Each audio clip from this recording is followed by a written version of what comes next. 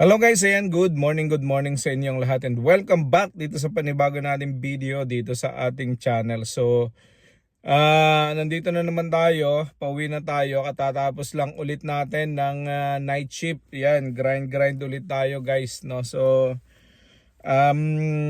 pauwi na tayo. So, meron lang tayong sasaguting tanong kasi may nagtanong na naman dun sa ating YouTube channel, no? So, sabi niya ay ano daw yung mga drinking program, ano yung ginagamit natin na painuman at saka ano yung mga supplements at antibiotics na ginagamit natin. So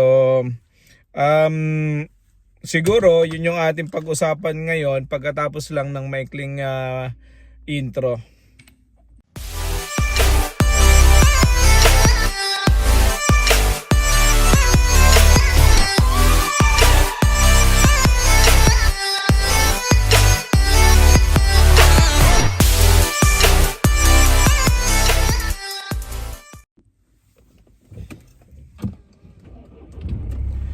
Okay guys, ayan, maraming salamat for tuning in, no. So sa lahat ng mga RTL racer na katulad ko na mga OFW, no.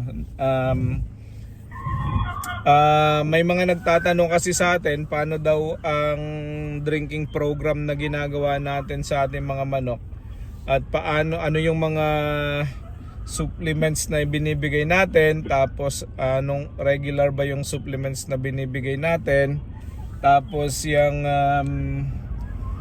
ano daw yung mga antibiotics na binibigay natin, no. So kung hindi nyo pa napanood yung mga dati ko ng mga video, meron din tayong mga video na yan, pero madalian lang i-discuss natin din dito, no. So lagi kong sinasabi guys, ang isa sa pinakang magandang paraan para maging productive yung inyong mga manok, para maging mataas yung production ng itlog ninyo, is dapat may malinis at regular na pagpapainom ng tubig, no? So dapat malinis at regular yung pagpapainom ng tubig. Ngayon, pag sinabi nating regular, yun doon siya nagtatanong, no? Ano daw yung regular? So depende yan kung ano yung ginagamit ninyong painuman. So kung kayo ay gumagamit ng automatic drinker, syempre pagka medyo malaki yung lalagyan ninyo, meron kasing gumagamit ng 20 liters, no? Yung isang container na 20 liters ang laman. So kapag yun ay isang linya lang, tapos 48 chicken ang papainumin nyo doon, medyo tatagal yun ng mga ilang oras, no? So mga nasa around 2 to 3 hours yun, pwede yung ganong katagal.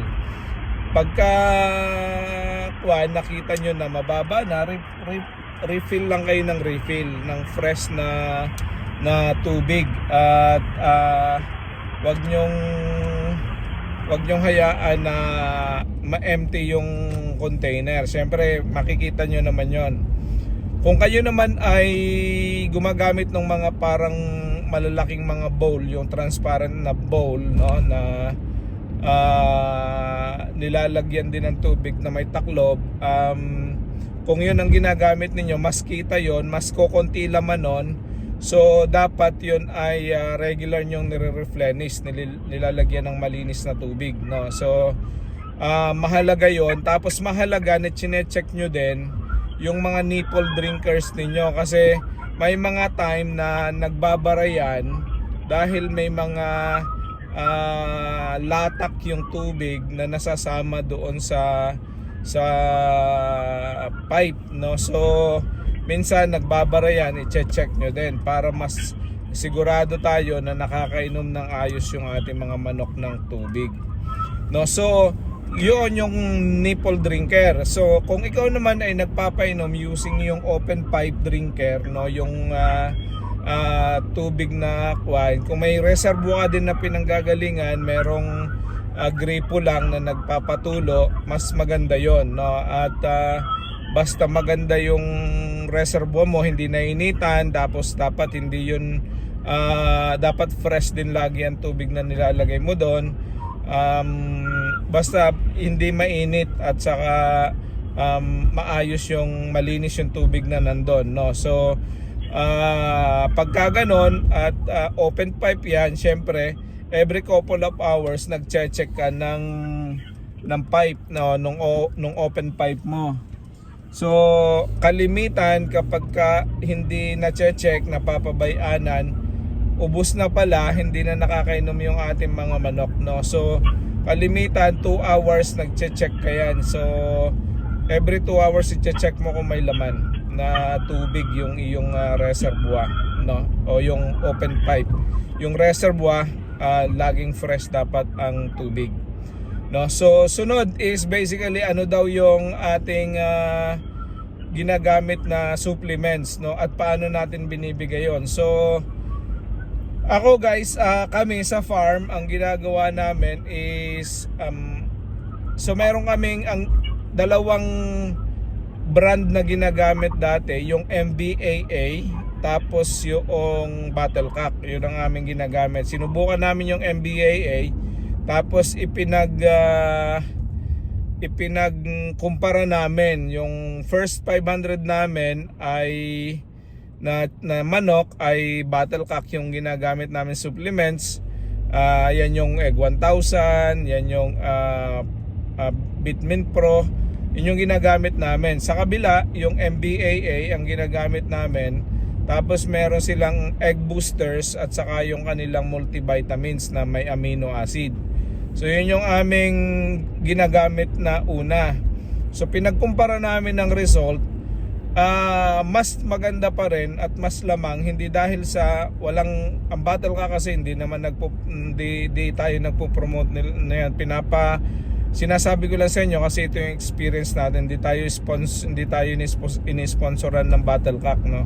So yan, yun ang ginagamit namin at mas mukhang effective yung Battlecock, no, yung Bitmin Pro at saka yung Egg 1000. Yun. So ang ginawa namin, pinace out na namin, tinigil na namin yung MBAA, yung Egg Booster at saka yung multivitamins na may amino acid.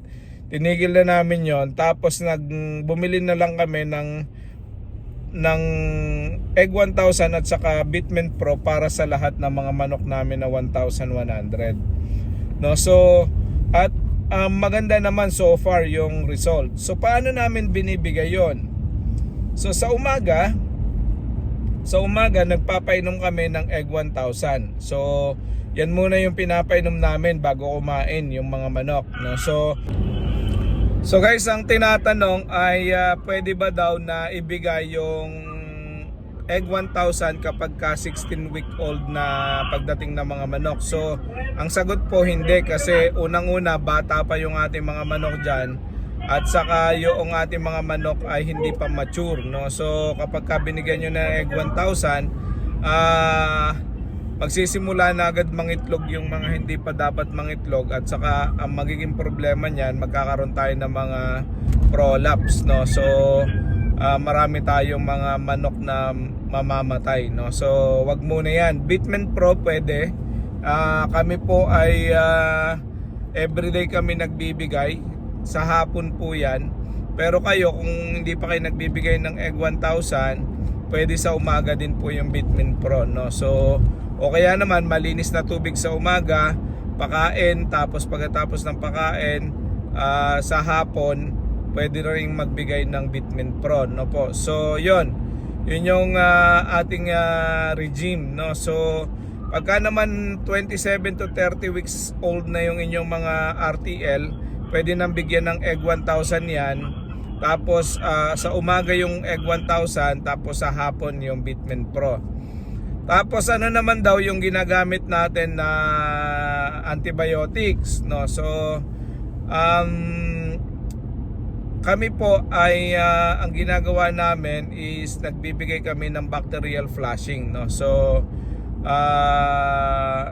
kailangan kasi yung bacterial flushing na mabigay, kasi ang dose na binibigay namin is yung maliit na dose lang, para i-flush yung mga bacteria na bubo sa o na tumitira sa katawan ng ating mga manok. So ang ginagawa namin yan, once a week yan, every Sunday, tapos pinapalitan lang namin yung antibiotics every weekend, no, every Sunday. So hindi pwedeng pare-parehas lang na antibiotics yung ibibigay nyo every week kasi magiging antibiotic resistant na sila. So magkakaproblema tayo, hindi na rin tatalab yung ating mga antibiotics. So yun guys, yun ang ating mga ginagawa sa pagpapainom. Okay guys, kung nakarating kayo dito sa dulo ng video na to at sa tingin nyo ay meron kayong napulot na kaunting kaalaman, ay paki-like naman yung ating video at paki-subscribe na rin kung kayo po ay hindi pa nakasubscribe. Maraming salamat, God bless, and see you all sa susunod na video. Bye bye!